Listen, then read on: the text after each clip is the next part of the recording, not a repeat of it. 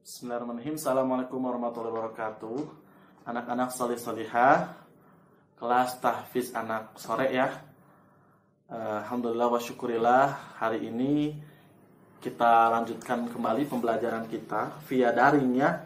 Sebab masih PPKM. Mudah-mudahan kita bisa segera kembali melaksanakan pembelajaran ngajinya secara langsung ya di tempat ini. Dan kita sama-sama berdoa mudah-mudahan bagi yang hari ini sakit Allah segera berikan kesembuhan, dan yang sehat selalu Allah jaga kesehatannya. Mudah-mudahan kita sekeluarga bisa dijauhkan daripada wabah penyakit ini. Amin ya rabbal alamin ya anak-anak soleh-solehah. Baik, sebagaimana janji Pak Ustadz untuk melanjutkan mengenai kisah daripada Rasulullah SAW. Nanti setelah kisah, Pak Ustadz di video ini akan menjelaskan kisah sedikit, kisah mengenai Rasulullah dari remaja sampai dengan menikah. Lalu setelah itu melanjutkan dengan membaca bersama-sama surat An-Nazi'at. Cukup sebagian dulu saja, ayat 1 sampai 20 ya. Sebab untuk satu suratnya silakan anak-anak putar di video yang lainnya, ada di channel YouTube Aki Kisah ini. Buka, cari yang surat An-Nazi'at, dibaca, diulang-ulang setiap hari ya. Kalau bisa mah setiap salat misalnya ya. Nah, itu kan bisa di-download tuh. Kalau ada internet, kalau ada di-download, misalnya diputerin di HP-nya, atau ada yang punya komputer, laptop, diputerin di komputer laptopnya. Seperti itu ya anak-anak ya. Oke, selanjutnya Pak Ustadz akan menjelaskan setelah membacakan hafalannya, menjelaskan mengenai tugas untuk hari ini. Nanti ada dibagi dua, ada yang langsung menambah hafalan, ada yang disuruh mengulang-ulang seperti itu. Baik, langsung saja menceritakan mengenai kisah Nabi Muhammad SAW. Kita kemarin baru sampai mengenai Rasulullah remaja ya. Jadi di usia remaja ini Rasulullah SAW selalu ikut Abu Thalib pamannya berdagang. Bahasanya keluar negeri dagangnya itu. Bayangin ya, berdagang keluar negeri ke Syam. Makanya Nabi Muhammad ini sudah pandai dalam berkomunikasi. Seperti itu. Kan orang-orang berdagang tuh jago nawarin barang gitu ya. Jago menjelasin barang yang dijualnya apa, seperti itu. Nah, ketika melaksanakan perjalanan ke negeri Syam itu di mana kalau sekarang itu namanya di daerah dari Arab ya, Mekah, dari Arab ke daerah Irak, Suriah lah, daerah atas Arab, jauh lumayan gitu ya. Nah, ketika sudah sampai di Syam, ternyata ada ahlul kitab di sana. Ahlul kitab itu pengikutnya Nabi Isa sebelumnya, jadi turunan pengikutnya Nabi Isa, seorang ahli kitab, melihat ada tanda kenabian di punggungnya Nabi Muhammad. Tanda kenabian itu ya ada ya tanda lah. Pokoknya di dalam ilmunya yang dijelaskan oleh Nabi Isa itu menjelaskan mengenai bahwasanya akan ada seorang nabi terakhir. Jadi mimba dismuhu Ahmad. Namanya Ahmad. Itu nama panggilannya Nabi Muhammad ya. Nabi Muhammad itu nama panggilan kecilnya itu Ahmad dulunya. Nah, Nabi Muhammad ini ada tampak tanda kenabian gitu. Belum jadi nabi nih ya. Kaget. Akhirnya tidak lama berdagang di sana di negeri Syam, pulang lagi sama Abu Thalib. Kenapa pulang? Karena khawatir, takut, sebab ada semacam sudah ada tradisi bahwasanya orang-orang jahiliyah ya. Jahiliyah itu orang-orang yang sudah tidak mau beriman dengan baik terhadap Allah, bermaksiat, melaksanakan perbuatan dosa, jahat gitu ya. Udah senang gitu dengan seperti itu. Nggak mau adanya nabi terakhir, yaitu seorang nabi yang dijelaskan oleh Nabi Isa. Sehingga pasti bakal diancam untuk dibunuh. Belum aja jadi Nabi Muhammad itu ujiannya berat. Makanya Nabi Muhammad itu termasuk ke dalam golongan ulul azmi. Ulul azmi itu sebutan bagi nabi-nabi yang ujiannya berat. Ini Nabi Muhammad belum jadi nabi udah ada teror seperti itu. Bahkan diceritakan ya, lagi sholat di depan Ka'bah aja dilempari kotoran unta. Kotoran itu bukan pupnya apa ya, daleman unta. Sampai yang usus-ususnya kayak gitu dilemparin ke punggungnya. Ketika bangkit dari sujudnya itu mengangkat kepala, darah-darah dari daleman unta itu sampai mengalir gitu ya ke mukanya. Masya Allah, itu Nabi Muhammad. Betapa sabarnya Nabi Muhammad menghadapi ujian. Balik dari negeri Syam, akhirnya Nabi Muhammad merasa sudah mulai bisa hidup mandiri, sehingga usia remaja hidup mandiri ya. Nah, ketika hidup mandiri ini Nabi Muhammad dikisahkan bahwasanya berdagang, mengembala kambing. Bahkan Nabi Muhammad ini sering pergi ke atas bukit. Ada sebuah tempat namanya Gua Hiro, yang dimana cikal bakal diangkatnya Nabi Muhammad itu ya di sana. Kenapa Nabi Muhammad? Kenapa seorang Muhammad belum jadi nabi ya? Kenapa seorang Muhammad sering ke atas bukit, bersembunyi di Gua Hiro, berdiam diri sendirian? Kenapa? Sebab seorang Muhammad ini sering sering berpikir gitu ya. Loh, kenapa gitu? Orang-orang tuh senang dengan perbuatan dosa, perbuatan jahat. Sebab Nabi Muhammad ini ketika sebelum menjadi nabi ya, usia remaja itu gak pernah yang namanya melakukan perbuatan jahat. Bahkan berbohong pun tidak pernah. Orangnya jujur, selalu berkata yang benar. Maka dari dulu sebelum jadi nabi sudah dikasih gelar namanya Al-Amin, gelarnya tuh. Orang yang dipercaya, orang yang amanah. Ini Nabi Muhammad kerennya, Masya Allah ya. Makanya hikmahnya kita harus seperti Nabi Muhammad, akhlaknya bagus. Nggak perlu kita misalnya kalau nggak perlu menampakkan kekayaan kita, nggak perlu menampakkan kecantikan misalnya ya, ketampanan kita. Yang perlu kita tampakkan itu akhlak. Sebab akhlak itu pasti enak gitu ya.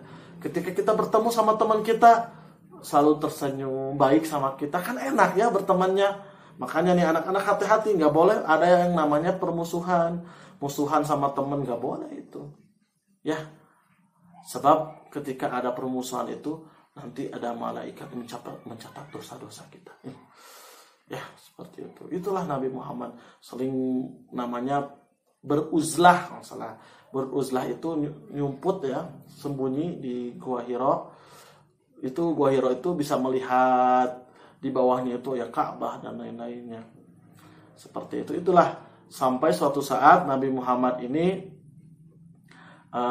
pernah bekerja sama dengan seorang perempuan konglomerat. Konglomerat itu kaya raya, di mana seorang perempuan ini jago bisnisnya, pinter bisnisnya. Dan ketika bertemu dengan seorang perempuan ini ternyata baik hati pula gitu ya. Nabi Muhammad pun sudah mulai ada rasa tertarik dengan seorang perempuan ini. Namanya adalah Khadijah. Khadijah binti Khuwailid. Usia Nabi Muhammad ketika itu menuju 25 tahun. Usia Khadijah pun menuju 40 tahun. Tiba-tiba Khadijah ingin menguji apakah benar seorang Muhammad itu adalah orang yang terpercaya. Jadi Khadijah menitipkan suatu barang supaya Nabi Muhammad, seorang Muhammad ini anterin barangnya ke suatu tempat di mana barangnya sangat-sangat berharga. Jadi Khadijah ini tidak percaya, tidak mau menitipkan kepada orang lain gitu. Khawatir barangnya itu ada yang kurang atau tercuri dan lain-lainnya. Jadi titipin, diuji. Seketika itu ternyata Nabi Muhammad bisa melaksanakan tugasnya, mengantarkan barang ini ke tempat itu. Maka semakin tertariklah Khadijah, dan Khadijah sampaikan kepada kepada temannya ya, pada temannya bahwasanya Khadijah ingin dinikahi oleh Nabi Muhammad, dan Nabi Muhammad pun setuju. Akhirnya menikah Nabi Muhammad dengan Khadijah. Jadi Khadijahnya baik hati, Nabi Muhammadnya juga akhlaknya sangat baik. Masya Allah ya. Akhirnya ya berjodoh, menikah Nabi Muhammad dengan Khadijah binti Khuwailid. Lalu setelah itu menjalanilah kehidupannya. Nah, itulah sekilas mengenai kisah Nabi Muhammad dari remaja sampai menuju menikah. Nanti setelah menikah dengan Khadijah, Nabi Muhammad baru diangkat menjadi seorang nabi. Nanti lebih menarik lagi ya. Itu saja untuk kisahnya. Selanjutnya kita akan baca surat An-Nazi'at 1 sampai 20 dulu. Sisanya anak-anak silakan tonton di video Pak Ustadz yang surat An-Nazi'at ya. Yuk kita bareng-bareng dimulai dari ta'awuz. A'udzu billahi minasy syaithanir rajim. Bismillahirrahmanirrahim.